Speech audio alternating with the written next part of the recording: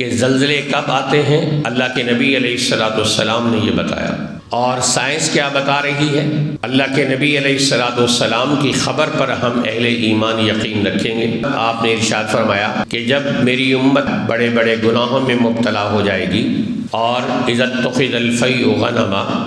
جب قوم کا ٹیکس کا مال غنیمت سمجھ کر حکمران ہڑپ کرنا شروع کر دیں گے، اور والزکوٰۃ مغرمہ، اور مسلمان زکوٰۃ کو جرمانہ سمجھ کر ادا کرنے والے بنیں گے، اور اسی طرح اکثر رجل اباہو، اولاد اپنے باپ سے دور ہو جائے گی اور دوستوں کو اپنے قریب کرنا شروع کر دے گی، وَأَطَاعَ الرَّجُلُ زَوْجَتَهُ، اور آدمی اپنی بیوی کا غلام بن جائے گا، اس کی اطاعت کرنے والا بن جائے گا، اس کی اشاروں پر ناچنے والا بن جائے گا، وَعَقَّ أُمَّهُ، اور اپنی ماں کی نافرمانی کرنے والا بن جائے گا، وَارْتَفَعَتِ الْأَصْوَاتُ فِي الْمَسَاجِدِ، اور مساجد میں شور و غل برپا ہو جائے گا، اور وَظَهَرَتِ الْقَيْنَاتُ وَالْمَعَازِفُ، اور گانے بجانے والی عورتیں وہ زمانے میں معزز کہلانے لگیں گی، ناچنے گانے والے سٹارز کہلانے لگیں گے، وَشُرِبَتِ الْخُمُورُ، اور شراب عام پانی کی طرح پی جانے لگے گی، تو فَانْتَظِرُوا عِنْدَ ذَلِكَ رِيحًا حَمْرَاءَ، تو انتظار کرنا اس وقت سخت سرخ آندھیوں کا، وَزَلْزَلَةً، اور زلزلوں کا، وَقَذْفًا وَمَسْخًا، اور آسمان سے پتھروں کے برسنے کا اور شکلوں کے بدلنے کا، کہ جب امت ان گناہوں کا ارتکاب کرے گی تو پھر وہ آسمانی آفات کی لپیٹ میں آئے گی۔ اس لیے قرآن صاف الفاظ میں کہتا ہے ظاہر الفساد فی البر والبحر بما کسبت ایدی الناس، کہ خشکی اور تری میں جو عذاب آتا ہے لوگوں کے کرتوتوں کی وجہ سے، ان کے اعمال کی وجہ سے ہوتا ہے۔ ایک شاعر کے بقول جب میں کہتا ہوں الہی میرا حال دیکھ، حکم ہوتا ہے اپنا نام اعمال دیکھ، تو اپنے گریبان میں جھانکنے کی ضرورت ہے۔ ہمارا معاملہ کفار کے ساتھ نہیں ہے، ان کا معاملہ الگ ہے۔ کتنے لوگوں نے اس موقع پر بھی کہا، دل میں بھی کچھ لوگ سوچتے ہیں، زبان پہ نہیں لاتے، کہ جی مسلمانوں پر ہی یہ آزمائشیں کیوں آتی ہیں؟ امریکہ بڑا ظالم ہے، اس نے لاکھوں انسان مار دیے، وہاں زلزلے کیوں نہیں آتے؟ ہمیں تو خیر اطلاعات کم ملتی ہیں، وہاں زلزلے بھی آتے ہیں، وہاں سونامی بھی آتے ہیں، بڑے بڑے عذاب اللہ کے آتے ہیں، تو لیکن کفار کے ساتھ اللہ کا معاملہ الگ ہے، مسلمان کا معاملہ الگ ہے۔ حدیث میں آتا ہے لیس امتی، میری امت پر آخرت کا عذاب نہیں ہے، اللہ تعالیٰ ان کو دنیا میں ہی زلزلے، بیماریاں، تکلیفیں، مصیبتیں دے کر ان کو پاک صاف کر کے آخرت میں جنت میں داخل کر دیتا ہے۔ کافر کے لیے اللہ تعالیٰ نے یہاں بھی مصیبتیں لکھی ہیں، اور آخرت کی ابد الآباد کی مصیبتوں کے لیے اس کے لیے جہنم تیار کر کے رکھی ہے۔ اس لیے اہل ایمان کے لیے آزمائش ہوتی ہے کہ تم اللہ کی طرف لوٹ کے آنے والے بن جاؤ۔ قرآن کریم میں اللہ تعالیٰ یہی ارشاد فرما رہے ہیں، جب ہم کوئی حالات، آفات، مصائب و آلام، بیماریاں، تکلیفیں بھیجتے ہیں، ان کا مقصد کیا ہوتا ہے؟ تاکہ میرے بندے میری طرف لوٹ کے آنے والے بن جائے، توبہ کرنے والے بن جائے۔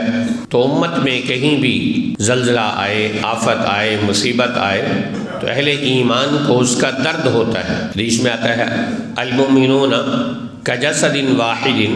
تمام مسلمان ایک جسم کی طرح ہوتے ہیں، ان اشتکا عینہ اشتکا کلہ، اگر آنکھ کو تکلیف ہو تو سارا جسم اس تکلیف سے بے قرار ہوتا ہے، وَإِنِ اشْتَكَا رَأْسُهُ اشْتَكَا كُلُّهُ، اور اگر سر کو تکلیف ہو تو سارا جسم بے قراری محسوس کرتا ہے۔ کسی بھی کونے میں اگر مسلمان کو تکلیف ہو، مسلمان پر آزمائش آئے، مسلمان مصائب و آلام اور بیماریوں کا شکار ہو،